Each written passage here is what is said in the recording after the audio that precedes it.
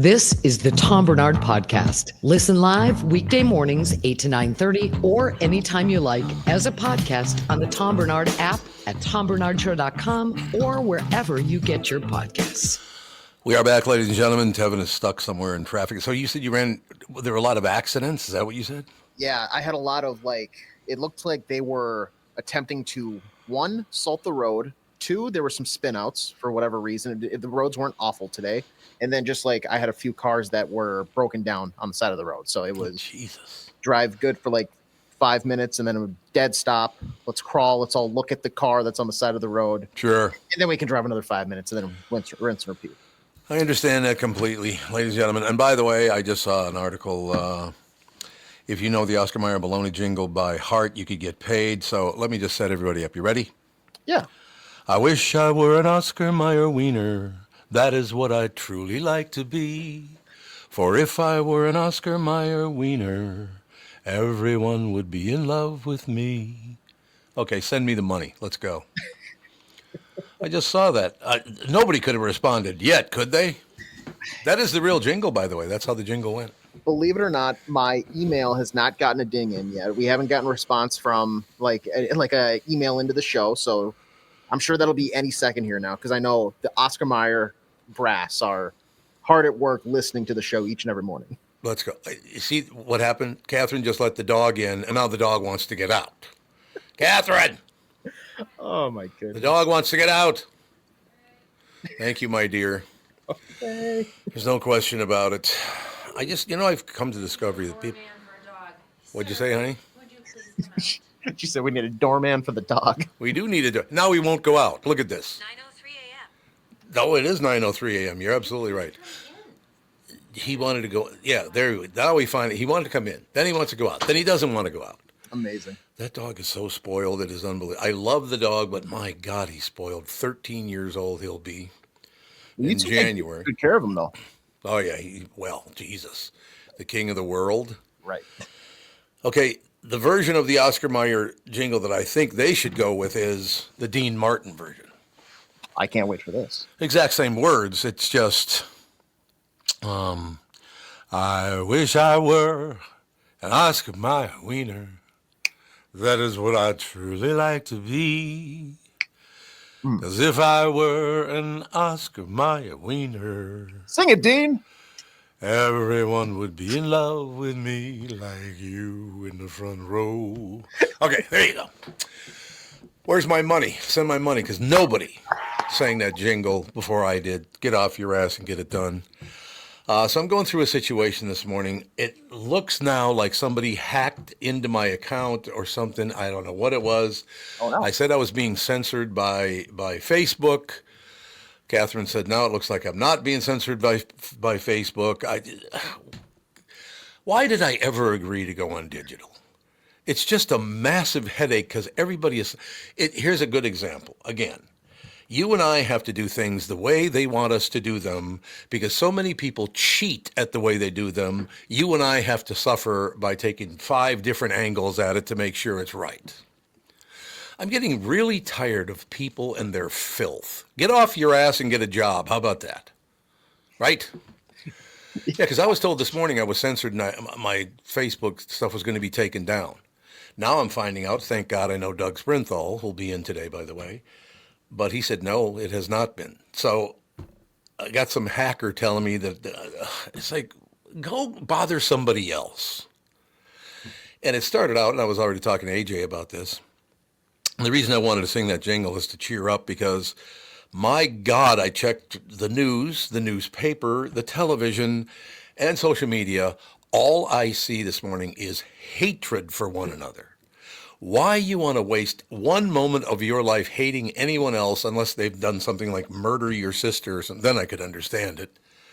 But this hatred that's spewing out of people's mouths over politics, do you really think one politician is a lot better or a lot worse than the other? They're all pretty much the same to me, aren't they? They figure out a way to make money for the next 4 years, correct? Yeah, I'm sure there's a few different key standpoints that they have, but for the most part, if you back up to look at the bigger picture, kind of like what you're saying, the end goal is it seems to be very similar for most of them. I guess I just don't understand how people can get so wound up. Like I said, I've been a Democrat. I've been a Republican. I'm pretty much centrist now. I do not hate Democrats. I do not hate Republicans. The far left and the far right, I'm not wild about, but I wouldn't waste a minute of my day hating them. But this hatred you people are spewing on X, if I could get onto Facebook, but I guess I can get onto Facebook now again, so that's good. That's good. But I just, why would you want to waste a moment of your life hating someone that much over politics? These politicians didn't give a rat's, and I don't care if you're Republican, Democrat, whatever, they don't give a rat's ass about you compared to how much money they can make. Wouldn't you agree? Not all of them, but most of them. Yeah, I could see that for sure. God, why do people fall for this? Here's what we're going to do. Here's what we did. No, you didn't. You never did anything near that. But people just believe it because they say it. Oh, yeah, look what they did. No, they didn't do that. They said they did it, but they never did it. Calm down. Stop being so. First of all, it's going to shorten your life. You go through your life hating people, it's going to shorten your life. There's no question about that. So calm down. You know, I'm fighting it with AJ here this morning, trying to fix my Facebook account because, now I just received something, by the way. It said, I got some dough coming because I qualified for some payment from Facebook. Amazing. For I don't know, is it a number of posts you get or something, or how do you get paid by Facebook? Could be like audience or something. Okay, well, let me ask you a question. So do you think it's a coincidence that Facebook says they owe me money, and then some hacker hops on and posts stuff or what? I don't even know what happened because I didn't see it. I have no idea what happened. You mention the word money, people go berserk, except work. That's the one thing. You can't say money and then work. You can't say that. You know. Let me ask you this. What Yes, I guess I haven't seen it yet. What is the posts that are being like hacked or being censored or what I guess what's different about your Facebook? They wouldn't say. Oh, okay, interesting. So that's when I started thinking it might have been a hack. And then I talked to Doug Sprinthal about it, who's really good with this kind of stuff, and other people, and they pretty much think it's a hack because why would Facebook say, hey, we owe you some money, and then B, you're censored? That makes no sense. My best advice with that is if you get an email, even if it looks like it's from Facebook saying, hey, fill out this form and you're going to get, Oh, yeah. And this goes for everybody out there. Same thing, whether it's Facebook, a Nigerian prince. Exactly. Don't click the link in the email. I promise you it's going to bring more harm than good. I know it sounds like life-changing money. More than likely, it's money going to be taken from you. That's great.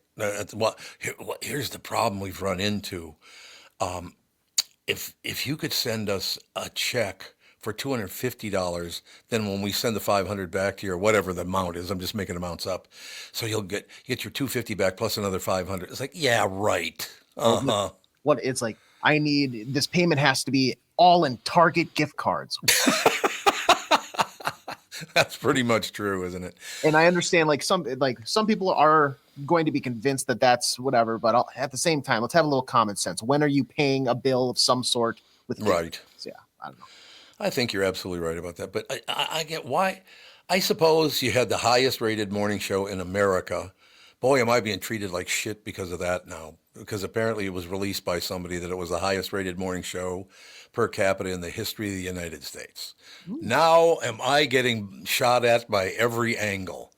It's like, did I bring it up? No, I didn't even know that. That shows you how much attention I paid to it. I never even knew that was true until recently. Well, that feels like, I mean, I don't even know if you have to play too much defense there, though. No, because if that's the record, and if that's the fact, then you're just swarming around taking shots for no reason. I know, but people cannot be happy for you. People would much rather hate you than be happy for you, which I don't understand. I'll give you an example. Okay. And I don't even know if I should use the comedian's name or not, but he lost a good friend. A good friend of his died yesterday. Oh, that's terrible. So I sent him, now see, there's terrible for you right there, right? So here's the problem I have with that whole situation. So I see that my friend has lost one of his best friends. And so I said, but you have to understand one thing, because what you've done for me, you did for him for many, many years. You told great jokes. You made me laugh. You made me happy. And you put me in a better mood. And you did the exact same thing for him every day of his life. So, yes, you lost him too soon. But look at what you did for him the whole time he was alive. Right? I mean, that's the way people should be, not this, he deserved to die because I saw him wearing a vest. Like, okay, whatever. You know, I really hate people that wear vests, though, Tom. There you go. Absolutely. Absolutely. By the way, the people in the Hubbard front office really have their finger on the pulse. Somebody from one office texted somebody in another office and said, could you send me Tom's email because, the holiday party's coming up in a couple of weeks. I'm not there. They know I'm not there. This is the third year I've not been there. And I know they kind of reworked the holiday party this year too. So why would they do? It's going to be at a different location. It's going to be kind of like a middle of the day type thing. It's not the traditional one that you have been. Really? Yes. Yeah. So it's going to be lunch instead of dinner? Yes, that's what it's sounding like. Would you call Ginny and put her on the show so I can say, Ginny, I've known you since you're 8. You've never been a skinflint before. What's this all about? The thing about that is I don't think she has my number. And, you don't think so? And if she does, I know she's not probably picking up for me. She is incredibly busy. And if my name pops up in the caller ID, it's going to go straight to voicemail, which is fully understandable. No question about it. But I do want you to do me a favor because they've become friends of mine, both Phil and Judd, because you work Score North. Yes. And Score North is getting bigger all the time and all the rest of it. Just warn them, if you become number one, they're going to come after you, man. If you succeeded in Minnesota without their help, they hate your guts. I'll be sure to bring that up the next time. Okay, good. We're aiming for number 2. Yeah, aim for number 2. Don't. That's why, to tell you the truth, I never knew my ratings were anywhere near that high because I never read them. It's like I do my job, and if it works, it works. If it doesn't, it doesn't. Right? Yeah, why not? Oh God! So we go through Facebook, we go through radio. I'm worn out already. You know what we should do? What's that? When Tevin walks in, we should just go, okay, well, both AJ and I have to go, so just take over, and then we'll see you tomorrow. Let's punch the old time card, Tom. Head on out of here. Punching the time card. Happy hour starting soon somewhere, I'm sure. Oh, there's no question about it. Yeah, you're absolutely right about that. I just, let's just move on. It's been one of those mornings with a lot of hubbub. Do you have mornings when from the moment you wake up, there's hubbub? And that is because of AI, by the way. It's because you can hop on the internet and find out all the stuff that's going on. It used to be peaceful until you actually picked up the Star Tribune, which is usually about 24 hours behind. So you wouldn't find out about it till tomorrow. But it's a much different world now. And I think, I do honestly believe that it is causing anguish and hatred and horror because people can't handle all those negative messages that they get on AI. For sure. What are we going to do about that? It's a great question. I don't think we have a plan. And the other thing is, everybody's a tough guy now in AI. That's what I really like. So you're sitting at home with your armored walls and 4 locks on your door. I'm coming over there to kick your ass. Yeah, okay, whatever. Like I said, everybody thinks they're a tough guy. I've known a lot of tough guys, and you're not a tough guy. Calm down. God, everybody's a tough guy now. Dude, that's the other thing. You've noticed that, haven't you? Yeah, especially online because there seems to be no fear of everything I say. There's going to be constant. It's like, no, people feel like they can say whatever they want, and then, okay, I'm just going to move on with my life, even though it might impact somebody else. I talked about this yesterday. My friend Lyle, 6'6", weighed about 290 pounds. He was a tough guy, ladies and gentlemen. And his brother-in-law was a member of the Hells Angels, who was also a tough guy. Those were tough guys, not you and me. Okay, calm down. I'm a tough guy. Ooh. I went to Subway and told them how it needs to be done. Yeah, okay, whatever. They still do that in your generation, or is that pretty much my generation? I feel like it's maybe shifted away a little bit, but there's still the guys who do that move, I think, make up for everybody else that no longer. That's a good point. Overall enthusiasm there, but it's. That's a good point. All right, we'll take that break because I assume that Tevin will be here. Maybe he'll be here for the family show. He just he texted me. He goes, currently going 3 miles per hour on 394. How many times does he have to do that before he realizes he should leave earlier? I think we might just have to build him a brand new personal highway. Yep, we're going to have to. Yeah. We get one of those Jetson mobiles and just, what was that thing called? They had a name for that, didn't they? The Jetson vehicle? Maybe it was just a Did they jet just call car. them Or something. cars? Yeah, jet car. I think Was it jet car? I think it was, yeah.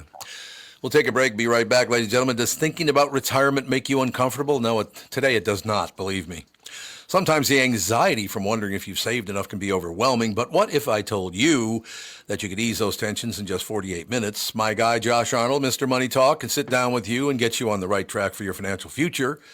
Josh has navigated it all when it comes to uncertain market and economic conditions, and he'll always provide straight talk, which, by the way, I'm telling you flat out because Josh is a friend of mine, and it is straight talk. Never sugar-coated advice on how to reach the finish line with your retirement goals. Do not let your financial worries give you an ulcer or keep you from calling Josh right now. His 48-minute no-obligation consultation could be just what you need to feel better about your future, and I personally would tell you, you need somebody watching your money because, man, they're coming for it. That's all I got to say to you. Josh is the guy to call. You can call Josh today at 952-925-5608. Set up your free 48-minute no-obligation consultation. That's 952-925-5608. Investment services offered by Josh Arnold Investment Consultant, LLC Security Investment Advisor. Past performance, no guarantee of future results. All investments involve risk, of course. All comments and opinions of Josh Arnold's do not constitute investment advice, and I am a paid endorser. When you need someone to listen, a lawyer you know and trust. If you've never been in an auto accident, it's hard to know what to expect from the insurance adjuster. Here are some tips. 1, if they talk to you about whether or not you should hire a lawyer, it's a good sign that you probably should. 2, it's illegal for them to give you any legal advice. They aren't lawyers, and they aren't licensed to practice law. 3, if they tell you that everyone involved in the accident is at fault, they're wrong. This comes from the belief that you're at fault for just being on the road. That's nonsense and not supported by any law. Finally, remember that friendly adjusters are often just gaining information. They want you to do most of the talking so they can file their report. I'm Mike Bryant from Bradshaw & Bryant. I hope you're never injured in a collision. But if you are, don't sign anything until you talk to us. Find Bradshaw & Bryant, personal injury attorneys at minnesotapersonalinjury.com. Seeking justice for the injured. Bradshaw and Bryant. Ladies and gentlemen, we shall take a second to talk about my bank. That would be North American Banking Company. If you own a business or thinking about starting one, make sure to check out my friends like Bilski at North American Banking Company. When your business is looking to capitalize on an opportunity or solve a problem, turn to their experts because they're locally owned and operated. Very, very important. Loan decisions are made here in the Twin Cities, not shipped out of state to some hunyuck. This helps business owners expand with confidence. Confidence is a good thing, man. So if you're looking for a better banking experience, why not bank with my friends at North American Banking Company, Milski, again. Go to nabanco.com to learn more. Member FDIC, equal housing lender. You're listening to the Tom Barnard Podcast. We are back, ladies and gentlemen. Judd's with us. You know, Judd, did you have to drive from the bedroom to the studio? Yeah, rush hour traffic there too. It was really, oh boy, was it bad. How far a walk is it? About 50 feet? Yeah, probably about that. Yeah. Oh, there you go. Okay. You haven't seen the Zolgad mansion. It was more like he had to walk across the compound. It probably took like 30 minutes. The Zolgad Mansion. Yeah, the mansion's incredible. No question about it, ladies and gentlemen. Yeah, Minnesotans love that mansion stuff anyway, don't they? He succeeded. I now hate him. Oh, yeah, I guess so. Don't get too showy. That's all I'm saying. This is not a good state to get showy in. No, that's a very good point. That's actually very, very true. Absolutely, yeah. It's just a whole different situation. But, yeah, we've had an interesting morning already. One hand, I was told by Facebook they owe me some money. And the other hand, I've been told that I've been censored. And so somebody apparently has attacked my account. I don't know what the hell it is. Why do people bother? Leave me alone. There's a lot of weird stuff that goes on in this cyber world. But, yeah, God, I would say that they don't owe you money, and I would say that you haven't been censored, and I would say that somebody is decided that they're going to use their time for who knows what. No question about it. Well, I had the audacity to be successful. I'm sorry. I should apologize to all people. There's no question about I it. got bad news for you though. In the social media world, the hacking and stuff, and it goes everywhere. It does, goes yeah. everywhere. There must be Yep. there must be people with nothing but time or something. I don't know. I agree with you 100%. They got a lot of time in their hands that I don't have, I'll tell you that. Exactly. So what's going on in the sports world, Pally? Another great game last night. This time the Wild plays the Vancouver Canucks, who were 10-2 on the road coming in. The Wild trails the whole game until they tie it in the third period, and they win it 3-2 in a thriller in overtime. See? Kirill Kaprizov just continues to be fantastic, and it was a heck of a game. And the Wild is now all alone in first place, not just in their division, but in the entire National Hockey League.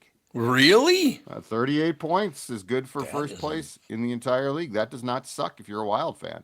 That's impressive. Now, two things you should do. You should go to a Wild game and have a good time. The one thing you shouldn't do is ever go into the locker room right after the game. Because I don't know what it is, but when you take off that outfit, there's some body odor left over. I will never forget the first time. Well, it was the North Stars, as a matter of fact. AJ's got the hat on today. Minnesota North Stars. I used to hang out with a bunch of those guys. Really, really good guys. Yeah. Really nice guys. And Louis still a dear friend. But I remember the first time I ever walked into a hockey locker room. It's not like any other sport. Is it because it's so cold on the ice that you got to dress heavier and therefore you sweat more? Or what is that? I think hockey equipment just like holds odor a certain way. Yeah, like, maybe. It just kind of lingers because you don't wash it. Like if you play basketball, if you play football, maybe you're washing your pants and your jersey and stuff like that. But like your elbow pads and your shin pads, Yeah. you're not washing that all the time, especially if you're like if you're playing high school or whatever. You just kind of set it out, let it air out, and it's like, okay, that stench is gonna linger. So it's kind of a little different than other sports. Boy, I'll never forget one time. A friend of mine had seats right in the front row on, I'd say it was about, not really center ice, but very close to center ice. And the great experience I had was I'm sitting in the front row, and for some reason, there was a collision at the boards right in front of me. Mm-hmm. That convinced me to not ever play hockey, man, because I probably would have died if I had been hit that hard. Yeah. Oh, my God. Yeah, that is, you when you're close to the ice, you realize how fast, and they move, and they move now way faster than that. No doubt about it. And then, of course, I shook hands with Gump Worsley, and the boy had a few cuts and scars on his face, I'll tell you that. Last guy to not wear a mask. Yeah, he was one of the last ones. That's exactly right. Got knocked out on several occasions by slap shots. The incredible thing about the Gumper was he continued to not wear a mask because he wasn't comfortable with one, which, of course, makes no sense. He continued to not wear a mask after the curved stick started, because the curved stick is what changed. The curved stick is what changed the world, because before then, shots were hard, but it was more difficult to get the shot up, and when guys started to curve their sticks, there are rules on the curvature now, but at that time, that banana curve that puck would take off, and like Bobby Hull would shoot the puck and hit Gump right in the face and knock him out. Not a very good situation. No. I do remember that, though. My God. Oh, wait a minute. Who's here? Is it noon already? It's noon. You see what had happened was, I went to about 3 miles per hour down 394 to get here today because some lady thought that it was a good idea to just park her car in the middle of the lane. And so, not great. I would have been cutting it a little close this morning, but definitely got a lot closer in later as I crawled my way here. Should have walked. Well, before Donald Trump was ever president the first time, I will say what he said. You're fired. What was that name of that show where he fired everybody? The Apprentice. There we go. The Apprentice. There. That's what, I never watched that show. Was it any good? I think I've only seen the "You're Fired" clips. You're fired. My parents used to watch it a lot. And oh, did they? Yeah, and then they got celebrities on there, and it was like, eh. Oh yeah, that's the deal there. But we keep moving forward. Just to bring everybody up to date, I just there was a claim that I had been censored on Facebook. Now it looks like it's somebody that hacked into my account to tell me that it didn't really happen. And then other people tell me, no, it actually did happen. But I don't know what I would have posted that they would have censored, because I don't post things like that. Right. You know, I don't. What do they gain by doing that to me? Just piss me off? Is that what they want to do? Is that it? That's it? Probably, yeah. Yeah, that's what I would say. And here's the thing, too, with Facebook. Got to be honest, but it ain't 2015 now. Well, it's a good point. You know, screw them. That's exactly what I told AJ when I got here this morning, you know, on time, unlike everybody else. But, you know. I was right on time. I don't know what you guys are talking about. I woke up, made a pot of coffee, and walked to my office. I was right on time. That's how life should be. But no, it's just been one of those days again where I just am getting all this stuff going. This is that, and you know, Facebook owes you money. No, you got to be censored. Could you just leave me alone? Go pick on somebody else. Leave me alone, for Christ's sake. Well, at least if they say that they owe you money, you can just ignore that completely and not give a damn. Correct. You know, but no, I know that but the thing about it, like I'm on Facebook. I gotta be honest, I don't even really care that much about it now. Yeah, it is too bad. Is it for it's for yesterday's crowd, pretty much, isn't it? Yeah, well, it's funny. It started off as a college kids tool, and then by the time the adults found it, the college kids all checked out, and now it's I liken Facebook to like a high school yearbook. It's just sort of boring. Is that what's that guy's name again? I can see his Facebook. Mark Zuckerberg. Mark Zuckerberg. There you go. And didn't he steal it? No, that was the other guy, Microsoft guy. He stole that idea too, didn't he? No, I mean, according to, I think, the Facebook movie, I believe Facebook was stolen by Mark Zuckerberg. Or not borrowed, I guess we'll say. Borrowed. It was borrowed by him. It wasn't all his idea. So they've been picking on people, whether it's online or offline, for years. That's what you're saying? Yeah. Oh, yeah. Oh, right. Yeah. Yeah. God, unbelievable. But it's good. We got the hockey team winning. Yeah. We got, things are looking pretty good there. The football team is, I did not know this, but Nick Swardson predicted to the number where the Vikings would be at this point in their season before the season started. Oh, did he really? Well, How the he's hell a can he huge do fan, that? so. I got to put up with him for an entire week. I Well- have to spend an entire week with him. You guys owe me. And by you guys, I mean the planet. He was probably here's his thing. He's a big Vikings fan, right? Huge. So it Oh, was huge. so his prediction was wishful thinking, which was pie in the sky. Like, let's not give him too much credit. Okay. Like if he didn't like the Love team it. and he still predicted it, that's really impressive. But he was just hoping against hope that the Vikings would be great, or not great necessarily, but really good, and he's turned out to be right. But that was nothing more than a homer. That was a Sid Hartman-esque type of pick right there. Yeah, you're probably right about that. See, the one thing about it is that Nick's okay, but I love his family. Brother, Okay. sister, mom, the whole shooting match. I love his Nice. family. Nick's he's all right. I've met worse. He'll do. Who just vomited? Oh, sorry. That was me going like, yeah, he's all right. I thought you threw up. No. I believe No, in so- January he'll be up here. I think Yeah, it's he is gonna January be there in 10th. January, Yeah, yep. we'll have to get him on. Yep, he's going to come and spend a week with me in February. So that'll be great, won't it? Here's me the fifth day. You sound really excited about it. I adore Nick Calendar Swardson, but don't. forward, turning all the clocks forward. Yeah. It sounds like Exactly. you adore his family, and he annoys you slightly. So could you just tell him, hey, you know what? You come for a couple of days. Your family can stay the whole time. Johnny, Rach, everybody can stay. Your mom, wonderful. Yeah, he's a piece of work, but he's just one of those guys, too. You got to hand it to him, man. He had a very tough deal. Dad died young, the whole situation. And he fought hard, and he's been very, very successful. And That's awesome. I'm really happy. Well, first of all, my kids adore him because they think he's fun.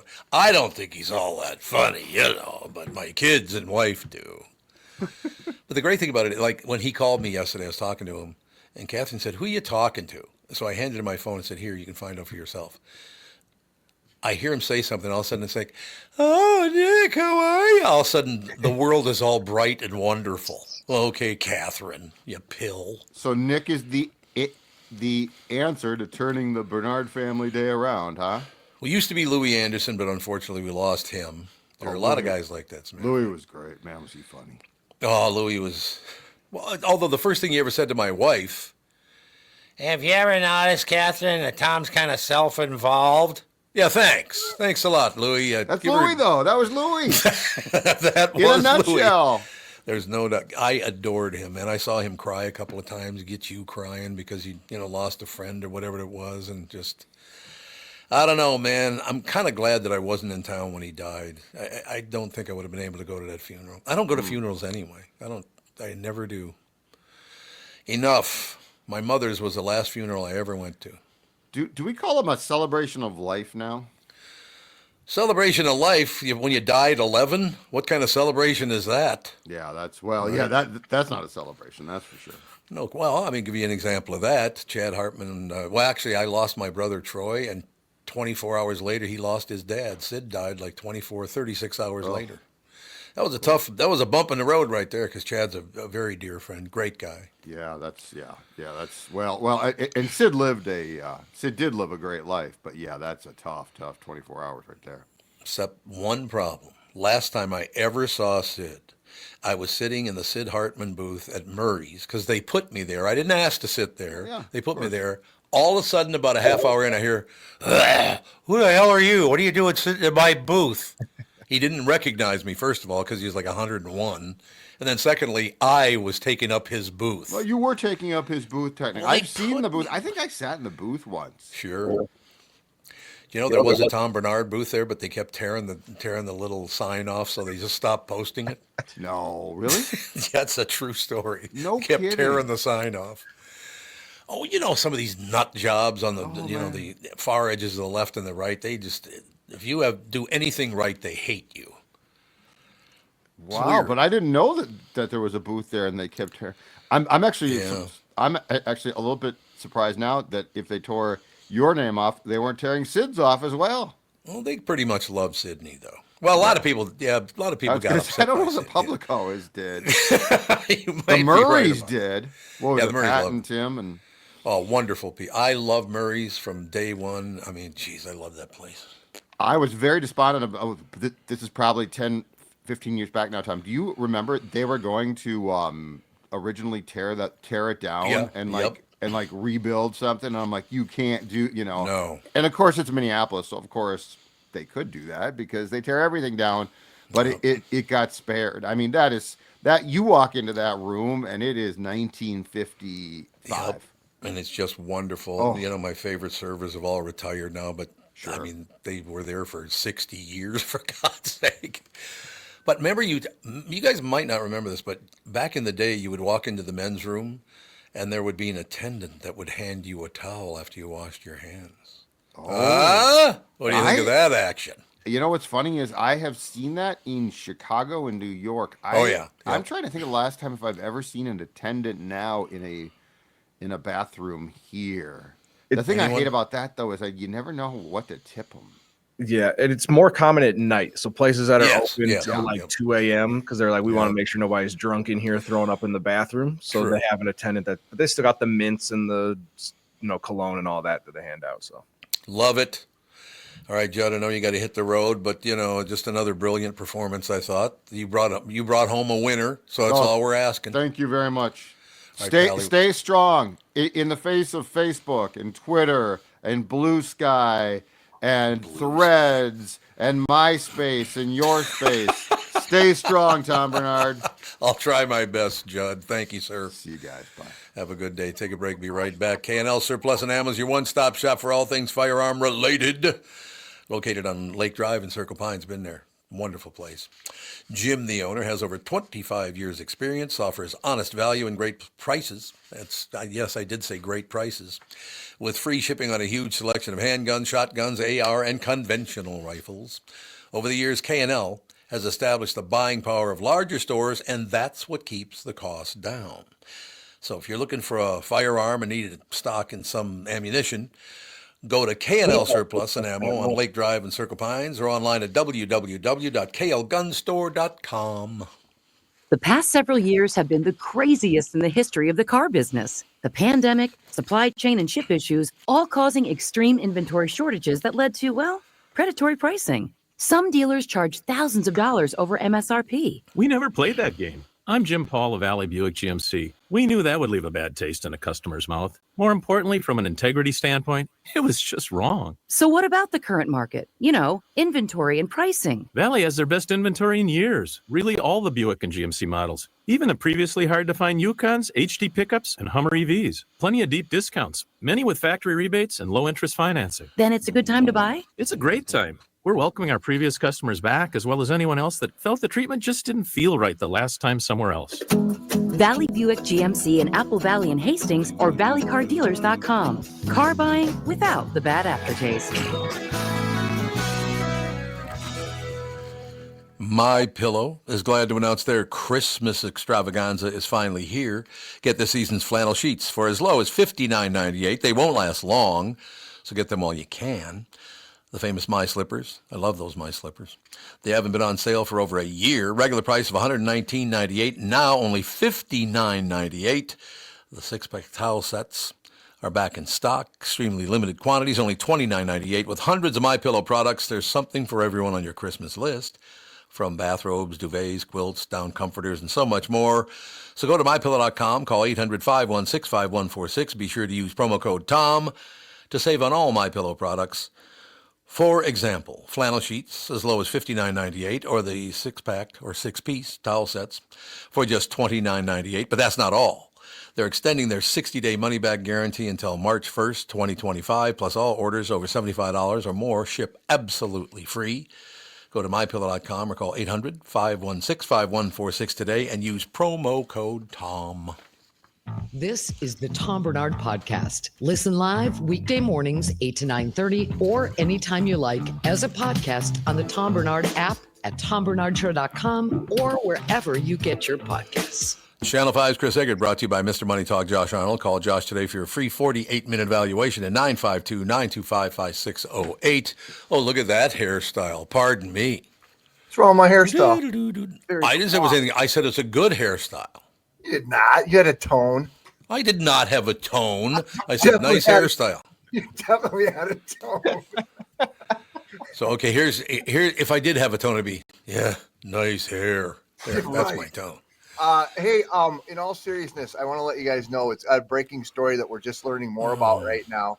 Okay. CEO of UnitedHealthCare was targeted, gunned down, shot, and killed in New York City this morning.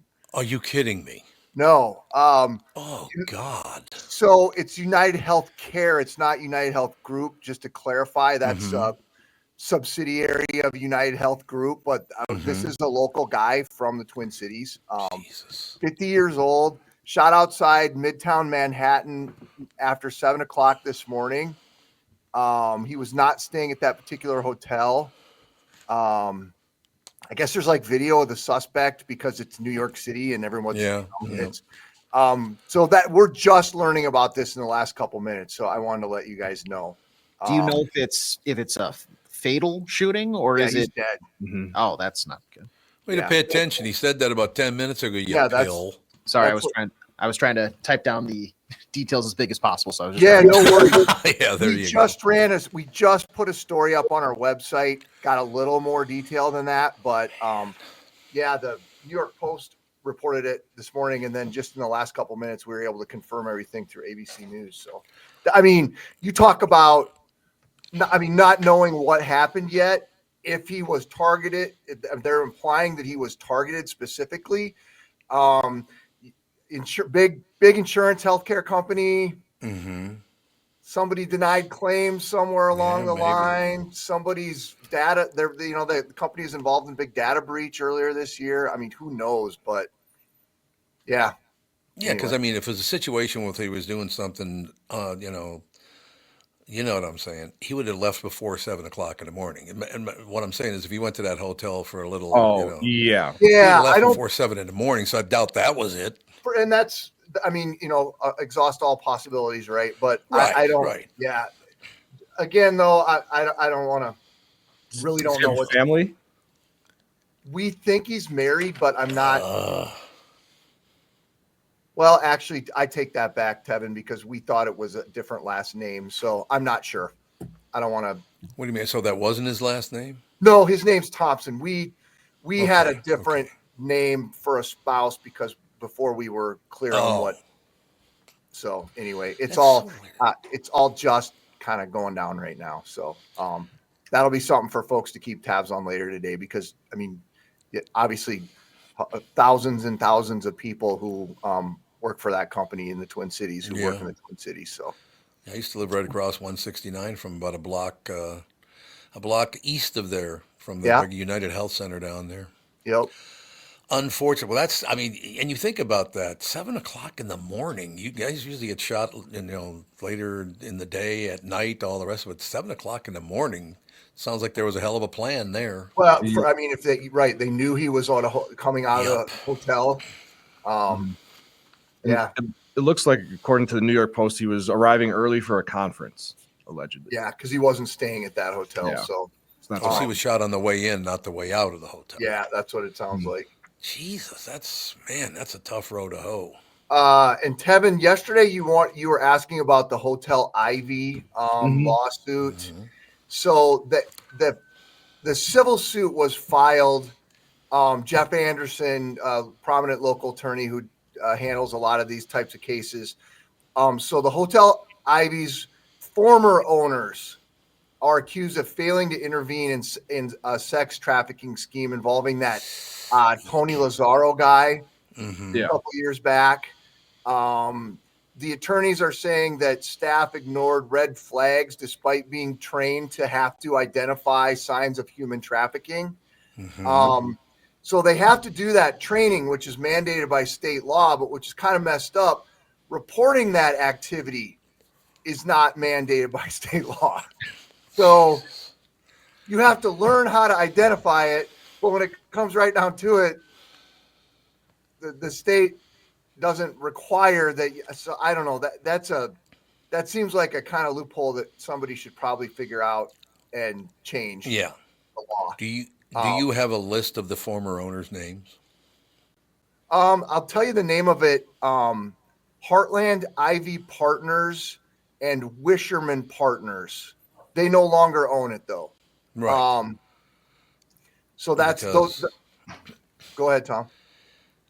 I don't know. This was many, many years ago, so they probably didn't even still own it. But I knew the guy that built that hotel. He was a North Side guy. Oh, really?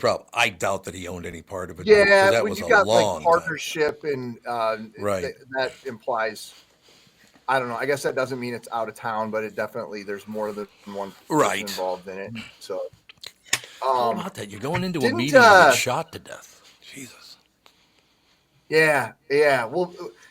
Well, I'm sure a whole lot more is going to be. Oh, I know it is going to be coming up as the day goes on with that particular story. So, and then did you guys see this crazy story where they think a lady fell into a sinkhole in Pennsylvania? No. So it's in Western Pennsylvania. People are looking for a woman who believed to have fallen in a 30-foot sinkhole. Jesus. The 64-year-old and her granddaughter were reported missing Monday night after going out looking for the lady's cat. The girl was found safe in the car, but the grandmother's still missing. Apparently, the hole is connected to some kind of an old coal mine, and they think that the ground could have collapsed.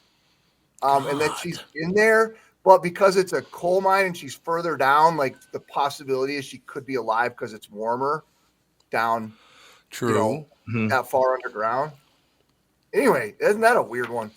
That's where was that? Western Pennsylvania. Western Pennsylvania. Yeah, so a lot of mining. Yep. Tom, you remember that? Way back in the day, this would be older than you guys, Tev and AJ. So when that little girl got stuck in that pipe or that drain pipe or whatever, and she they were searching for her for like days and days and days. You remember that? Yep. I don't know. It kind of reminds me of that. She was like what, a 7-year-old or something like that? Yeah, she was like a toddler-ish or a little bit older. Oh, so we're like 2 or 3 years old. Yeah, man. Anyway, weird. Got lots of weird stories today for you. Yeah, thanks a lot. You've really cheered me up today. Now, well, some days I can't cheer you up. Leave me alone. Get away from me. How about that? I'm trying to see if I have one story in here that. Did a puppy get adopted yesterday or something like that? Yeah, there you go. Yes, AJ, a puppy got adopted somewhere yesterday. There you and go. It's a better home, so everyone can feel better knowing about that. Okay, we can close with this because AJ and I were talking about this because we were lonely because we were here by ourselves because somebody would show up one time. But we're just talking about.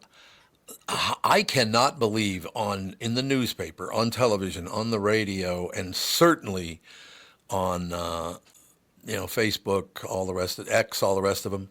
People are just hateful right now, and I mean very open about their hatred. Why would anybody get that upset over what's going on in the world? I just don't get it. You're not wrong. And I've seen you on the socials a lot more lately, Tom, the last couple weeks. And welcome to the abyss. I hate you. It's like, you don't even know me. Calm down. Yeah, well, I think people are very brave when they're punching things in from the comfort of their home on their phone. Speaking of punching things, Doug's here. Doug's here. Oh, come on now. That wasn't very nice. Ooh, you got a nice echo. I like that. Should be got a really good echo. All right, Chris, I know you got to go, but I just, you always brighten our day. So, Well, I would, hopefully I'll be able to brighten it a little more tomorrow and not be quite so, More puppies are going to get adopted. Yes, more puppies will get adopted. Good call. Thank you, sir. Bye, guys. Ladies and gentlemen, Channel 5's Chris Egert, brought to you by Mr. Money Talk, Josh Arnold. Call Josh today for your free 48-minute evaluation at 952-925-5608. We'll take a break, be right back. Dougie is in studio right after this. Does thinking about retirement make you uncomfortable? Sometimes the anxiety for wondering if you saved enough can be overwhelming. But what if I told you that you could ease those tensions in just 48 minutes? My guy, Josh Arnold, Mr. Money Talk, can sit down with you and get you on the right track for your financial future. Josh has navigated it all when it comes to uncertain market and economic conditions, and he'll always provide straight talk. Never sugar-coated advice on how to reach the finish line with your retirement goals. Don't let your financial worries give you an ulcer or keep you from calling Josh right now. His 48-minute no-obligation consultation could be just what you need to feel better about your future. Call Josh today at 952-925-5608. Set up your free 48-minute no-obligation consultation. That's 952-925-5608. Investment services offered by Josh Arnold Investment Consultant, LLC Security Investment Advisor. Past performance is no guarantee of future results. All investments must involve risk. You know that. All comments and opinions of Josh Arnold do not constitute investment advice. I am a paid endorser. Is that text you're sending so important that you missed your turn? Is that text you're sending so important that you ran the red light? Is that text you're sending so important you didn't see the ball coming onto the road or the child that followed? Hi, I'm Mike Bryant from Bradshaw and Bryant. When you take your eyes off the road for even 4 seconds, your vehicle travels 100 yards. That's the entire length of a football field. If you absolutely have to text, you need to pull off the road somewhere safe and do it from there. Texting and driving is against the law and can cause serious injury or even death to you and others. Now that is important. We hope you're never injured in a collision, but if you are, please contact us. Find Bradshaw and Bryant, personal injury attorneys at minnesotapersonalinjury.com. Going farther with Mike Bryant on your side, seeking justice for the injured. Bradshaw and Bryant. Why should your business bank with North American Banking Company? Here's Austin Bartz of Bartz Lawn and Landscape and Bartz Snow Sculptures. I started banking with North American, I think, 3.5 years ago. All the people know me by name. I know them by name. It's fun to come into the bank and actually talk to somebody you know. So I made the switch and I'm very happy. It's the best bank I've ever been at. So why not bank where I bank? With my friends at North American Banking Company. To learn more about North American Banking Company, go to nabankco.com. That's nabankco.com, or do what I do and stop by any one of their 6 Twin Cities locations. Member FDIC, equal housing lender. This is the Tom Barnard Podcast. It is indeed. AJ, did I get my check yet from Oscar Mayer? I'm actually working that out with them. They're trying to do, instead of money, just frozen wieners. Is that frozen wiener? Is that a good payout? My wiener's been frozen. Thank you very much. Great. moving forward, to let you guys know what we're talking about, if you know the Oscar Mayer Baloney jingle by heart, you could get paid. Of course, I did know it by heart. I sang it myself, and then I did an impression of Dean Martin singing it, so I should get paid double instead of just once. Yes. That's how You that know works. what I mean? Okay. Well, What do you mean, okay? Well, it's great. Show some excitement, for Christ. I might win wieners. That's How's a good that? look. Okay, Satch. Good to see you. You guys, you two, Tevin and AJ, you even know who Satch is? I have no idea. It was the Bowery Boys was the name of a troupe of young comedians back, I guess, in the 30s or something like that. I don't know when the hell it was. When was Yeah. that, Dougie? It was before their parents were born. Yeah, no, that's probably true. But he wore his hat with the bill up always. It's a good look on a white dude. Yeah, really good look on a white guy, no question about it. Nothing says I made it through fourth grade like the upturned ball cap. Oh, that's true. That's true. Okay, I want to lighten the moment here because so far we talked about 2 deaths on the show. Yep. Unfortunately, a good friend of mine lost one of his best friends. He died yesterday. We talked about that at the Open. When AJ and I were here, and it was just like you could hear the echo from nobody else being in the studios. You know what I'm saying? Oh, yeah, it was a whole thing. But then we find out another guy gets shot to death going into a hotel in New York, so that's not good. So Yeah, he was the CEO of UnitedHealthCare. United Health Group. United Health Group. Or was he CARE? Because is the group bigger than the CARE? It's the big one, whatever it was. I believe Chris said United Healthcare. That's what I typed down. United Healthcare, that's what he said. Okay, good. But yeah, I mean, people are the meanest they have ever been, I think, or else we've gone back to Ty, the meanest they've ever been. Look, you got a choice between, at the beginning, Biden, Kamala Harris, and Donald Trump. Is there anybody that would cheer you up in that group? I just go like, okay, well, this is what we got, whatever. Right? Yeah, I agree. I don't get it. Calm down, for God's sake. They're going to take away your money and give it away so they can, have the... Here's what I love. Does anybody think that I'm going to get up in the morning tomorrow and I'm a big shot politician and I'm going to send $500 million to the Eastern Hemisphere? Does anybody think I'm not going to get at least $100 million of that back for myself? Well, Through channels, of course. That would explain why everybody wants to be in politics, if you're correct. It kind of would, wouldn't I it? also think that in this, everybody says, the media is ruining everything. The media is individuals. There's no mass media. Everybody participates in it. You can generate your own content. It's super easy to fact check stuff. So I don't know if you get $100 million back under the table. I think in the old days it was a lot harder to hide, or a lot easier to hide stuff than it is. Yeah, now. that's true. You can't, and I'm not saying this to pick on Trump, but he said he nominated some people for high-level positions because he thought that they were loyal to him, and there's nothing wrong with that. You don't want to hire a guy that hates you, but he didn't check into their background, and they're like, yeah, maybe this isn't the best guy for the job. Are you talking about Pete Hegseth, or are you talking about the other guy? Well, the other guy, or the guy out of Florida. I mean, he appointed somebody to be head of the DEA, right? And the guy went, under further consideration. I think, what does that tell you? I think the biggest flag here is that we don't know, based on that thing, like there's multiple people that fit that description. That's, I think, the biggest problem. But it's interesting what happened in the last couple of days. The Trump administration, the incoming administration, gave the FBI the okay to do background checks on candidates because I don't think that he wants to hire people that are going to ruin the country or just have terrible backgrounds. It would be very, very nice if he didn't. I would have to agree with that. It would be a nice setup. And I'm cutting down some slack. I don't understand. First of all, I got to be honest with you. I have a hard time telling the difference between Trump and Biden. They're pretty much the same person, except one's 6 years older than the other one. Well, the other one's got about 150 pounds on the guy that doesn't walk very well. Yeah, so there you go. They're both in horrible physical shape. It's like, geez. Look, I got nothing against Biden or Trump. I don't automatically hate someone because they don't run in. First of all, I don't have a party. I've been a Republican. I've been a Democrat, both. I didn't care for either. It's not that I hate Republicans. I like Democrats and Republicans. The extremists I don't care for. But neither party really fit what I'm looking for, so I'm kind of stuck in the middle. You know, I don't hate anybody. Let me I'm ask good. you a question, Tom. When was actually everybody, have you ever voted for a president you were excited about? No. Nope, AJ, I how about never you? did. Not in my lifetime. Well, I think that's only- the only time you can vote. Yeah, That's probably one of those true. funny laws. You don't have to have ID, but you do have to be alive generally, unless it's 1960 in Chicago. Weekend at Bernie's.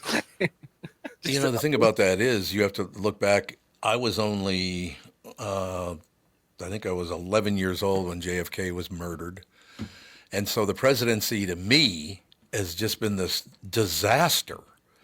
When you think, you know, Nixon got kicked out and Kennedy got murdered, and then Bobby Kennedy got murdered. He was running for president, wasn't president yet, but the presidency has been a disaster. Maybe it's my fault. Since I've been born, the presidency's been a disaster. They're killing them, or it's unbelievable. Well, we all know the world does actually revolve around you. My world does. That's all I have to say to you, Buster. Buster Brown, as my grandma used to say. Listen here, Buster Brown. I don't know. How about you, Tevin? Have you voted for a president you were excited about? I mean, I'd say probably Barack Obama. Oh, there's a shock. But I mean, it Racist. still wasn't like oh my gosh, my life is going to be so much better and this is going to be so much fun. It was like a cool moment, but I would think that he generated as much excitement on the left as Trump has on the other side of the coin. For me, it was Jimmy Carter. I was in college and I thought that this guy is just fabulous. And well, I will tell you. The only one I've ever been excited about. The other one was all the other picks were the lesser of two evils. Yeah. Got to be very honest with you. I have never met him in person. I've talked to him on the telephone. He is one of the nicest people I've ever talked to. Jimmy Carter. I mean, Just how do you very- fault that? Married for 75 years. Yeah. The president, a former president, doing houses for Habitat in his late 80s. I mean, and teaching Sunday school. How do you pick on the guy? I understand, but you know, you move. Well, let's see. I'm looking back at the presidents. You got Johnson making people watch him take a poop. That couldn't have been too thrilling. I guess he should call people in the bathroom all the time and take a dump while he's talking to them. Why would you do that? The recording with, is it Hager slacks? Want some pants custom made? I need a little more room in the crotch. That's what he said. Well, I guess he was gifted, and he used to like to show that off from what I understand. Well, that was the whole point of having everybody come in when he's going to go to the bathroom, because he dropped trout, and apparently he had the baseball bat going, so I don't know if that was that. But yeah, looking back, let's see. I'd have to look back a bit. Biggest Dickus. That was Monty Python. Yeah. Love that bit. That was a great bit. I got to be honest with you. We've never had a president that I hated, so that isn't that better than, you know, not Well, having it'd one be that the I other loved. side of the question. Yeah, I think I would agree. I mean, to hate someone because of the president, it's just not in my wheelhouse. It's just not something I would do. Right? No, I agree. Calm down, everybody. Seriously, I when I did find out, and now they're saying it wasn't true that that Facebook didn't censor me, and then other people say no, it's true, you did get censored. So I don't know what the hell's going on, and I don't care. Kevin and I just literally talked about this on the break, and both pulled up Facebook and can see the post. Okay, so they didn't. No, it's there. So what? So is this somebody I think for it might money or be just to be one of pissing your me off? friends or a listener just trying to get under your skin. Well, it's not working. I'm not upset. I'm not upset at all. I don't need a nap, Mom. But it happened before, too. This is the second time this has happened. It's like, would you just leave me alone? I'm going to have to find like a fake name. I've only go been under. censored once on Facebook. Oh, you did? What'd you say? And I got a message that said your comment violates community standards, blah, blah, blah. I was making fun of a friend of mine who's German. And I said something about, oh, you damn German. No, I called him a kraut, and your music can all go to hell. And so Facebook, and it's not people that do this. It's it's robots. Yeah, it is. Yeah. But it had a box where you could check, I'd like to have this reviewed. And an hour later, the comment showed back up. So somebody went and looked at it and says, it's pretty funny, actually, and put it back on. So do you think it's because I said, reported the fact that a month ago, because I was asked by Tevin and AJ, what I thought of the cabinet picks and all the rest of it. And that day I told him I'm not wild about Matt Gaetz or Pete Hegseth. I don't think either one of them should have been picked. You guys remember that day, by the way? Mm-hmm. You didn't get censored because I'm looking at your post right now. So somebody was just upset because I was talking about, because it does not look like Pete Hegseth's going to make the cut. No. So I was talking about that on there this morning, and it just, look, I never met Matt Gaetz in my life, but I could just tell by looking at him I wouldn't like him. He's just he's always got that smirk on his face or whatever it is. And Hegseth is one of the most arrogant people I have ever met. I mean, way over the top. I know you don't listen to Wait, Don't Tell Me, but they had a perfect comment about Matt Gaetz. They said, the problem with Matt Gaetz is that a caricature drawing of Matt Gaetz looks exactly like a photograph of Matt Gaetz. That's true. That's very funny, actually. Boy, it was kind of the old Obama crew. What's the name of their podcast again? There are a couple of guys from the old, 2 or 3 guys from the old Obama crew that do a podcast. And they're very upset with the things that Biden's doing now because they think it makes the whole party look bad, what he's doing. Oh, letting the sun off? That Pod Save America? I think so. You might be right about that, I think. I think so. I don't remember the guy's name. There's a comedian that I think is kind of, who is it, Jim Favreau? John Favreau. John Favreau. John Lovett, Dan Pfeiffer, and Tommy Vietor. John Lovett? Yeah. Not John You're Lovett. not Lovett. Lovett. Oh. L-O-V-E. Oh, okay. I thought that too. Don't worry. And all the women said, what? Well, I don't love it. Thank you very much. Great to be here.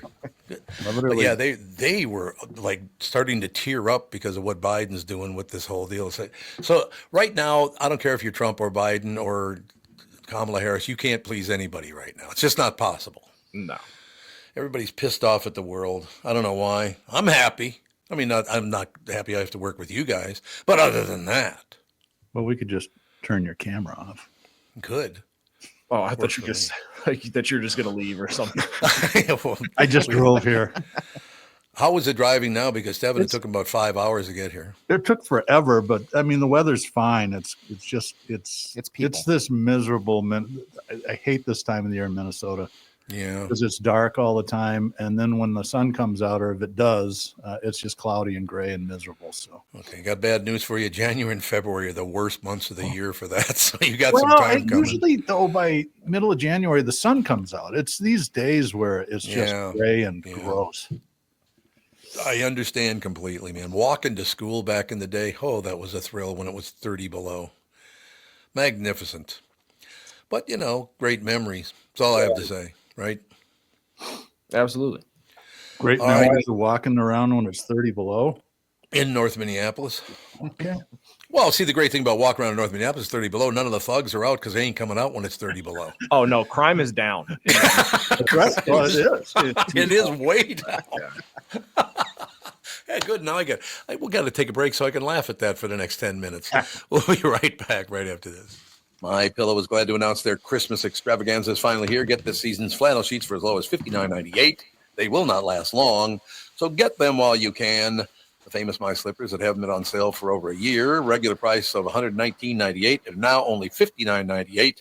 The 6-pack towel sets are back in stock with extremely limited quantities, only $29.98. With hundreds of MyPillow products, there's something for everyone on your Christmas list. From bathrobes, duvets, quilts, down comforters, and so much more.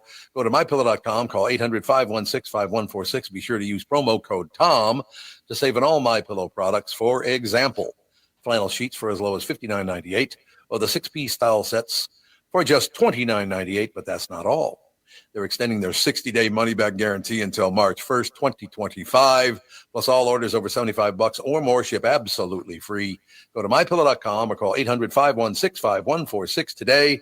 And please do use promo code TOM. The past several years have been the craziest in the history of the car business. The pandemic, supply chain, and ship issues, all causing extreme inventory shortages that led to, predatory pricing. Some dealers charge thousands of dollars over MSRP. We never played that game. I'm Jim Paul of Valley Buick GMC. We knew that would leave a bad taste in a customer's mouth. More importantly, from an integrity standpoint, it was just wrong. So what about the current market? You know, inventory and pricing. Valley has their best inventory in years. Really all the Buick and GMC models. Even the previously hard-to-find Yukons, HD pickups, and Hummer EVs. Plenty of deep discounts. Many with factory rebates and low-interest financing. Then it's a good time to buy? It's a great time. We're welcoming our previous customers back, as well as anyone else that felt the treatment just didn't feel right the last time somewhere else. Valley Buick GMC in Apple Valley and Hastings or valleycardealers.com. Car buying without the bad aftertaste. Does thinking about retirement make you uncomfortable? Sometimes the anxiety for wondering if you saved enough can be overwhelming. But what if I told you that you could ease those tensions in just 48 minutes? My guy, Josh Arnold, Mr. Money Talk, can sit down with you and get you on the right track for your financial future. Josh has navigated it all when it comes to uncertain market and economic conditions, and he'll always provide straight talk. Never sugar-coated advice on how to reach the finish line with your retirement goals. Don't let your financial worries give you an ulcer or keep you from calling Josh right now. His 48-minute no-obligation consultation could be just what you need to feel better about your future. Call Josh today at 952-925-5608. Set up your free 48-minute no-obligation consultation. That's 952-925-5608. Investment services offered by Josh Arnold Investment Consultant, LLC Security Investment Advisor. Past performance is no guarantee of future results. All investments must involve risk. You know that. All comments and opinions of Josh Arnold do not constitute investment advice. I am a paid endorser. You're listening to the Tom Barnard Podcast. We are back, ladies and gentlemen. A new survey found 77% of parents feel pressure to make the holidays even better than last year. Well, last year was pretty good, wasn't it? Did something happen Christmas holiday season last year? I think they're talking about like with inflation being so high, maybe true, yeah. probably cut back on Christmas dinner or like the value of presents. Maybe they were able to get their kid. I know something bad that happened last Christmas. What? Pat Eberts died. That's right. Pat Eberts died the day after Christmas, wasn't it? It was actually Christmas. I think he sat down on the chair Christmas night. Yeah, I think you're right. And they found him dead the next day, the 26th. Yeah. So he died Christmas night. Pat Eberts was my personal salesman for about 40 years. Unbelievable. The guy, well, maybe not that long, but it's pretty close to that long. But his brother, he's got a twin brother, wonderful family. His kids are just the greatest. Patrick, his son, carries on the moniker, so that's good. But we really do. I'm glad you brought that up because Pat Eberts, I loved it. He was one. Pat and I had a lot in common. People either love us or can't stand us. Pat have the ability to get under one's skin occasionally, and I was proud to call him a friend. In fact, we were texting on Christmas morning back and forth. Yeah, but every once in a while, I'd have to say, Pat, stop. Pat, stop. Turn it to 0. I need a break. Then we found out that you got a minute. Let me check. Do I have 45 minutes? I do have 45 minutes, Pat. What is it? Well, we found out that he was Catherine's third cousin. Isn't that weird? Well, so I guess weird. North Dakota, everybody's related. Yeah, that's true. There's nothing else to do. That is true. There's no question about that. So in any case, to brighten. Well, I don't know if this is going to brighten the day or not, because it could go the other way, I suppose. A new survey found 77% of parents feel pressure to make the holidays feel even better than last year and expect to stay up past midnight 5 times this month to make it all happen the way they want. The poll also found out kids ask a lot of questions this time of the year, and you could probably guess the most common one, but I'm going from 10 to 1. Number 10, can Santa's sleigh really fly? Yes, NORAD tracks them each year. There's an app that lets you watch. That is true. They do let you watch. Number 9, what do reindeer eat? Moss, ferns, grass, fungi, and carrots, if you leave one out. Number 8, why don't I... Oops, we got an echo there again. There, I think it's gone now. Thanks. Why don't I see Santa? He sees you when you're sleeping. He knows when you're awake. That's why you never see Santa. Number 7, how does Santa's reindeer fly? It's magic and possibly meth. What? I don't think they should have thrown that in there necessarily. New guy, right? I'll tell you what. I mean, what else is there to do at the North Pole? I suppose. It's a good point. That's a good point. Number 6, what if I'm naughty? Will I get gifts if you start being good now? Maybe. So that's good advice, kids. Start being good now, because Do you believe Christmas Day is 3 weeks from today? The other 11 months didn't matter. As long as you're good only in December, that recency bias is what matters. See? No question about it. No doubt about it. How does Santa fit down the chimney? Oh, that's cold. How does Santa fit down the chimney? Because he's a little hefty, right? Yeah, that's fine. You know what their answer is? Your answer? If they ask you, how does Santa fit down the chimney? You have to say Ozempic. Oh, Jesus. Really? I feel like they missed a good pun for ho Zempic. Yeah. See, there you go. Now, that would have been funny. Ozempic by itself. Are they finding out that stuff's not the greatest? Yeah, you know that's going to happen, right? Yeah, In well, 5 you know or it's 10 gonna years, there'll be, I don't know, something horrible, and they'll blame it on Ozempic. Probably. Number 3, how does Santa deliver presents to all kids in one night? Magic or possibly a system? No, I'm not going to even say that. It's just stupid. Okay. Magic. So that's what we're going to say. It's magic. Yes. Number 2, what if we don't have a chimney? Oh, he has ways. Actually, I got to be honest with you. I think I was like 3 or 4 years old when I said, Santa comes down the chimney. I kind of went, bullshit. I was suspicious when my grandfather would leave out bourbon and ginger snaps by the fireplace. Like, that doesn't seem the right thing to be doing. Drunk Santa. I have a question. Did it happen to be the favorite brand of your grandfather's whiskey? Yes. Yes, it did. Oddly enough, my grandfather and my dad were both bourbon drinkers.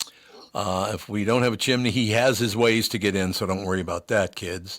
And number 1, is Santa real? Yes. Now stop asking. Do you think that's fair? Case closed. Just shut up, kid. That's what you're saying, right?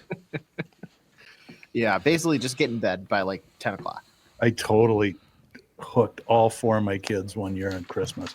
Bought them an air hockey table. I'm like, I'm not going to wrap the damn thing. So I put it in our shower in our bedroom.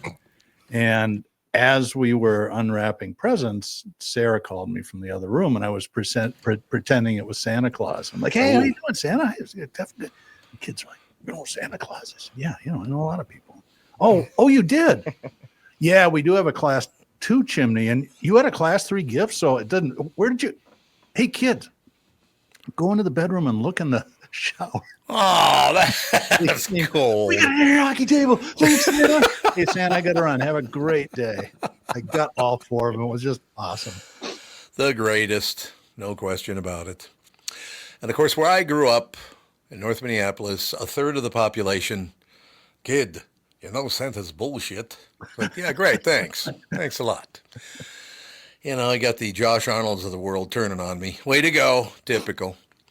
We shall take a break and be right back. Kristyn Burtt will join us right after this. I'm talking with my friends Michael Bilski and Brad Huckle of North American Banking Company. Guys, business owners have had to deal with a lot over the last few years, haven't they? They sure have, Tommy. We pride ourselves on being able to help our customers with the challenges they face. Our business bankers are experts and are always ready to help our customers capitalize on opportunities and solve problems. Loan decisions come quickly because they're made here in the Twin Cities and not shipped out of state like at some of the national banks in town. This allows our customers to expand their businesses with confidence, knowing that they have our team of experts in their corner. Okay, so now you give me this big thing at the end. Way to go. Well, you are the professional. Oh, I forgot. Look, I know Brad and Mike, and I trust them with my banking. They've personally delivered on everything they've just said. So why not bank with my banker? North American Banking Company, a better banking experience, member FDIC, equal housing lender. When you need someone to listen, a lawyer you know and trust. If you've never been in an auto accident, it's hard to know what to expect from the insurance adjuster. Here are some tips. 1, if they talk to you about whether or not you should hire a lawyer, it's a good sign that you probably should. 2, it's illegal for them to give you any legal advice. They aren't lawyers, and they aren't licensed to practice law. 3, if they tell you that everyone involved in the accident is at fault, they're wrong. This comes from the belief that you're at fault for just being on the road. That's nonsense and not supported by any law. Finally, remember that friendly adjusters are often just gaining information. They want you to do most of the talking so they can file their report. I'm Mike Bryant from Bradshaw and Bryant. I hope you're never injured in a collision. But if you are, don't sign anything until you've talked to us. Find Bradshaw and Bryant, personal injury attorneys at minnesotapersonalinjury.com. Seeking justice for the injured. Bradshaw and Bryant. I hosted my show on the radio for 40 years. Now I host the Tom Barnard Podcast, and I'll tell you, I've never seen the passion and engagement from our audience as I do now. I know we also have businesses that listen to our podcast, and it got me thinking, wouldn't it be great to help those businesses grow by telling my listeners about them? So here's the deal. If you own or handle marketing for a business, would like to have my audience buy your product or service, visit TomBarnardShow.com, keyword partner, and we'll put together an ad campaign to help your business. That's TomBarnardShow.com, keyword partner, and thank you for listening. You're listening to the Tom Barnard Podcast. Oh, thank God we finally got some talent on the show. Kristyn Burtt Entertainment News brought to you by North American Banking Company. Go to nabanco.com to learn more. Member FDIC, equal housing lender. Why are your cheeks so red this morning? Just come in from outside? No, I think it's just the lighting in here. I'm in San Diego, so I just think it's different. I mean, you look fine. It's just you got rosy red cheeks. No, not those. No, thank you very much. Great to be here. Life riot. Now, Doug, you've met Kristyn before. Yes, many times. We share a lot in common. We're both New Englanders. That's right. Talk to you. What about your father's strawberries? See, I knew you were going to do that. And then we go, oh, that is a Pepperidge Farm accent, not a New England accent. How about Wicked Good? Can I say that? You can say Wicked. Yes, Wicked's great. Wicked smart. Yeah, but it just doesn't sound right unless you do it properly. Like a wicked piss of keg potty? Yeah. That's one. Could you do that again? Wicked piss of keg potty. You got drunk a lot as a kid, didn't you? I did not, actually. I'm not much of a drinker. Never have been. So what's going on, sister? Oh, sorry. I just was going to say it, but I did go to some wicked piss of keg potties. Even though I don't really like beer, but I did go to them. So if you did have an alcohol drink, what would it be? Now it would be either a glass of champagne or a margarita. Yeah. Back then, were you a Bartles and James girl? Yeah, if you look the wine coolers or whatever, that was great. God. Yeah, I mean, I just need like sweet, and now if I'm like at the beach under the umbrella, I want a pina colada. Not much of a sunbather, so. This time of the year, I'm reminded this is my day to tell my wonderful Christmas story about having alcoholic beverages delivered to my friends Guy and Greg's house. Because my voice dropped when I was 11 years old. It was this deep when I was 11 years old, right? But Tommy Bryce O'Brien, who's one of my dear friends, I loved the guy. Well, his older brother, Pat, was my brother-in-law. But Tommy Bryce was a lot younger looking than I was. I mean, he looked like a little kid, very, very young looking, right? So I would call the liquor store. Yes, this is the blah, blah, blah residence. And could you deliver a couple of cases of beer to my house? I've got a big party going on tonight. You possibly could. So the guy would drive up. I can't say which liquor store because it's still open, but it wouldn't be if I. All right, so North Minneapolis is. This predated Carl Eller Liquors, right? Absolutely, it did. No question. Which used to be on Plymouth Avenue, right there between Penn and Queen, I think. But in any case, I went in and turned on the shower. You hear at the front door, and Tommy Bryce would give the kid, "Dad, there's somebody at the door." He's like, so he'd go and open the door, and he goes, "Dad, Union Liquor is here. Can you come out?" I said, "No, son, I'm taking a shower right now, but I did leave the money on top of the television." So he'd give the guy the money and television. He'd give him the 2 cases of beer, and we as 11, 12, 13-year-olds had a couple of cases of beer for the weekend. Yeah, baby. That's pretty creative. That's like Home Alone. That's like Home Alone stuff. It kind of is Home Alone. You're right. You're Macaulay Culkin. A little more relaxed. I remember going to the local drugstore to buy the Boston Globe and a pack of cigarettes for my mom when I was like 6. I just give them $2 and they get the change and just. You went to the Packy. Yeah. To the what? The package store. The Packy. Package store. It's called a Packy? Or a Muni. Well, they got munis here. Don't have any Packies here, but we got munis in Minnesota, right? Yeah. Indeed. We have anything special coming up for Christmas? Any good movies coming out on television? Any shows? Because back in the day, that's another thing. When I was a little kid, we got like Frank Sinatra, Bing Crosby, and Nat King Cole. Now you That have was- Linsay Lohan and Lacey Chabert and who else? I don't know. Everyone's doing Netflix and Hallmark films now for Christmas. That's really where, and Lifetime. So if there are any, I've noticed a couple of times, and it was in the last 3 years, I think twice in the last 3 years, some young artist tried to perform a Christmas song, just hacked the hell out of it. Couldn't remember the words to the song. Like, I'll be home for, what is it? Oh, Christmas. I mean, honest to God, they're just terrible. They got to do something about that. No, they just go and watch a Christmas movie. There's a really cute one on good. Netflix with Lindsay Lohan and Kristen Chenoweth. It's Kristen Chenoweth's movie. It's called Our Little Secret.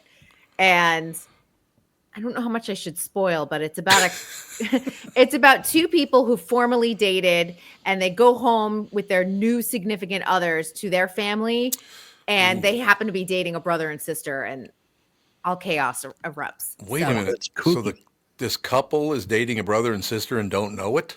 They don't know it because they've lost touch after they formerly dated. And then they all go home for Christmas. And it's kind of fun the way that they play it out. There's like one particular scene where it's just it's like who done it. And everyone's like in the group trying to like figure this all out. Like, wait, how do you know? How do you know? So it was really well designed. And it's great to see Lindsay Lohan back, I have to say. Yeah, I would agree. I'd agree with that. Look, I mean, that's what I love about Christmas. Christmas 3 weeks from today, those 21 days are going to fly by. You got all the shopping and all the buying and all the groceries and all the rest of it, but the movies are a huge part of that. There's no question. The Christmas, we already watched, I told them already about Black Christmas. That didn't work out too well. Do you know that one, Doug? Black Christmas? I haven't watched that. Well, the guy calls a woman the big C constantly, and he talks about his big C constantly too. If you know what I'm saying. Is this a Robert De film. Niro film or? It's a horror film. It's a horror film, but it does have Lindsay Lohan in it. It's got a bunch of good people. Andrea Martin's in it. Keira DeLay's in it. Wow. But I took my buddy Greg's younger sister to it when she was 20, and once I dropped her off after the filth, she had to listen. I didn't know the movie was going to be that filthy. I had no idea. She never talked to me again, Doug. My favorite Christmas movie is The Ref. I just love The Ref is a great movie.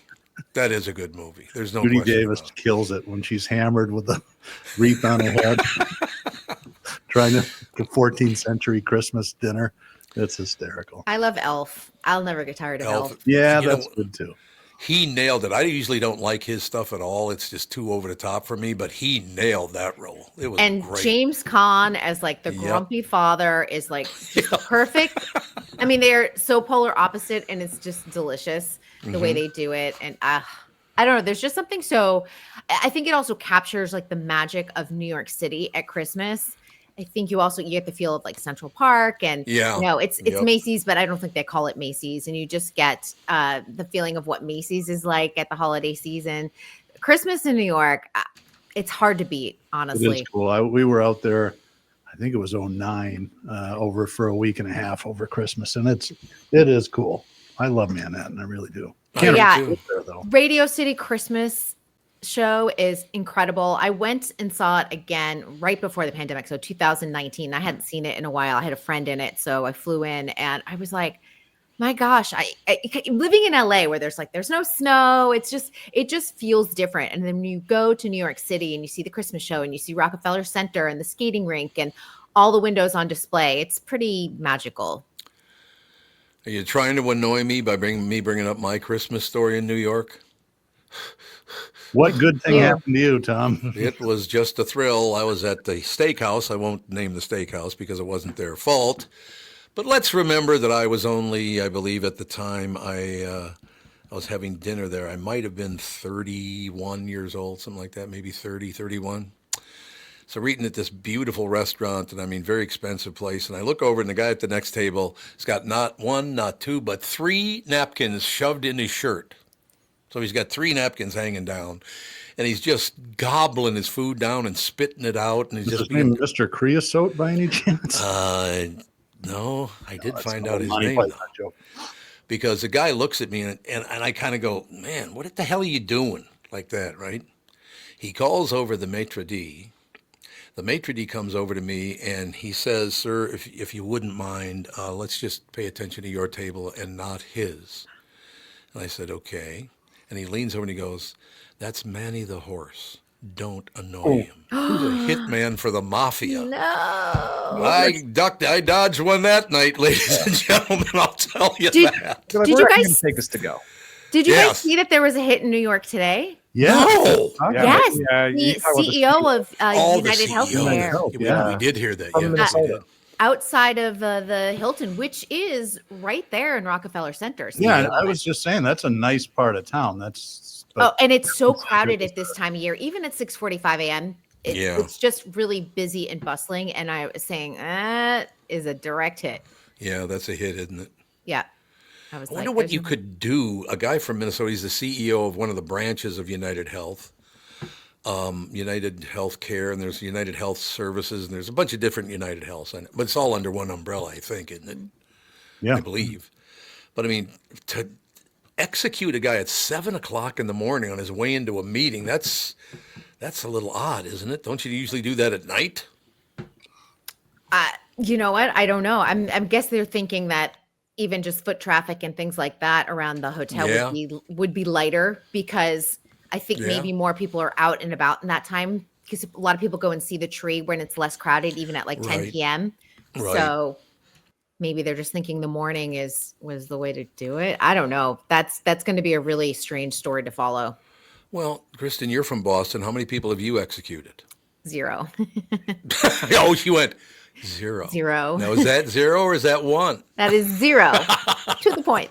0. She didn't pull the trigger, but she ordered the hit. So Right. it's- Or yes, ordered the hit. No question Yeah, I about killed it. someone with a Nerf gun. I think that's the only gun I've ever handled. So That's another Christmas story. A couple of years later, I was walking about 2 blocks away from a certain steakhouse in Manhattan, and I heard all this. No, I'd never heard the gunshots, but I did hear all the sirens.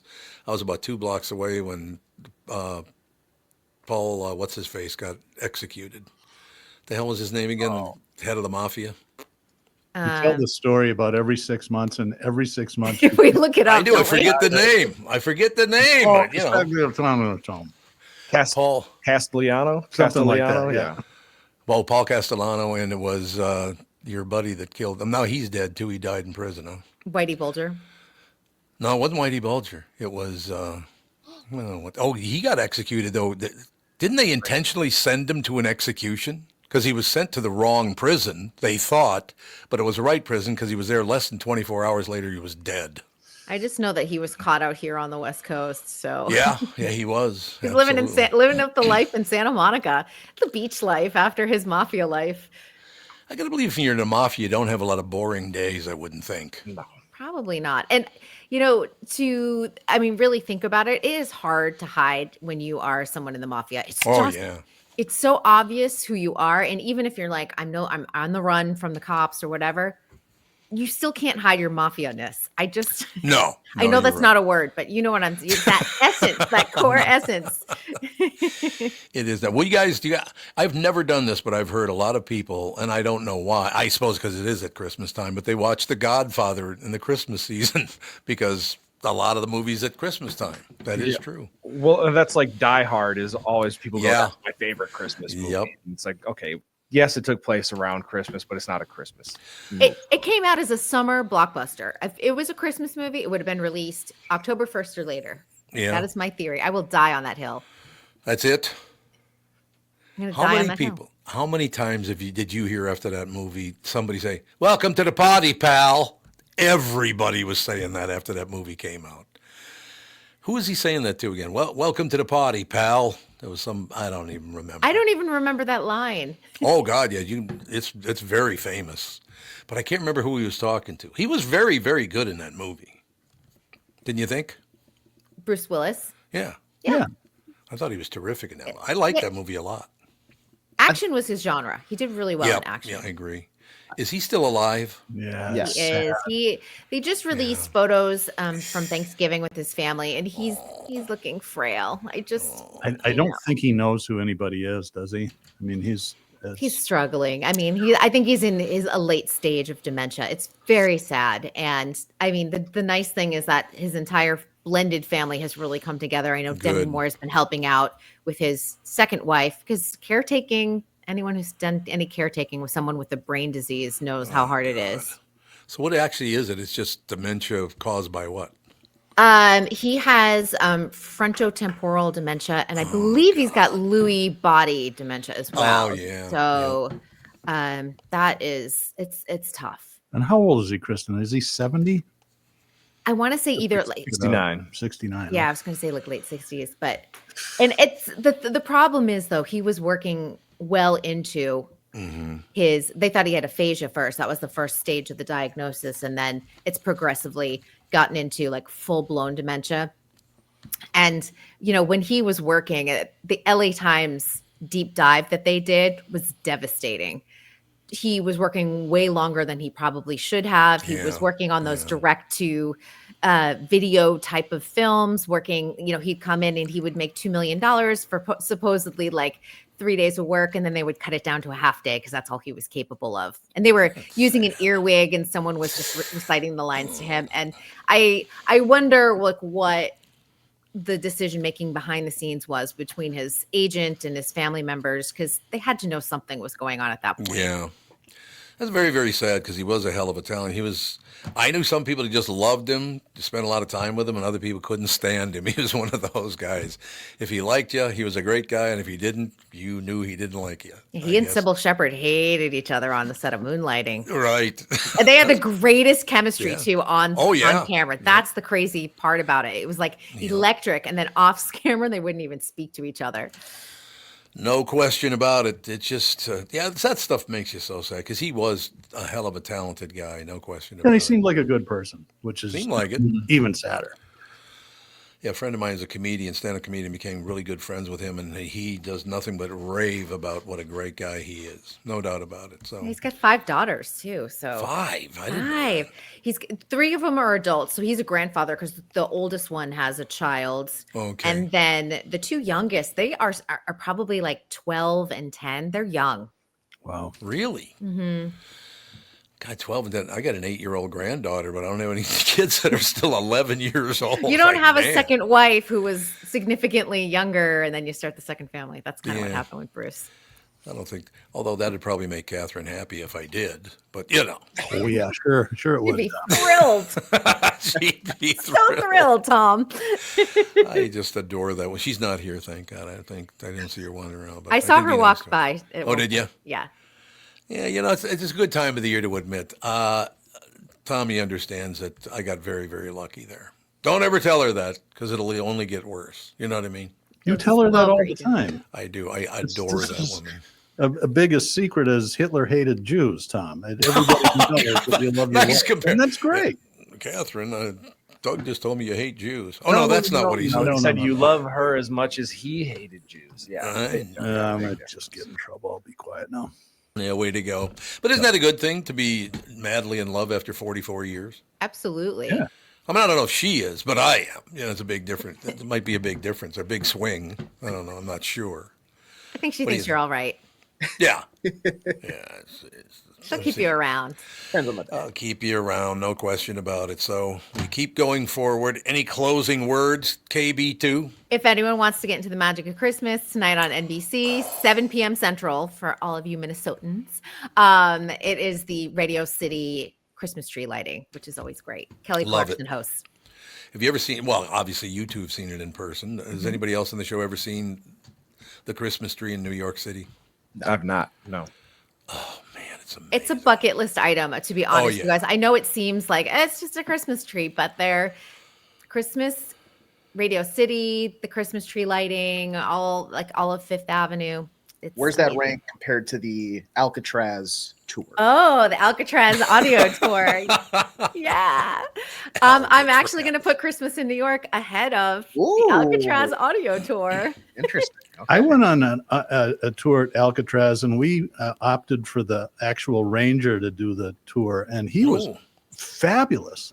In fact, they have a race every year where people try to swim from Alcatraz to San Francisco, and most don't make it. And he had done it 3 years in a row and finally made it. And interestingly, this sounds like Cliff Clavin, but what happens is the water's so cold that you lose control of your hands and you can't cup your hands anymore. So, and they have boats there. I mean, people don't die. Right. They so don't die. when they see people that are just clawing at the water, they come up, all right, you're done. And they pull them into the boat. But that's not on my bucket list. Nope.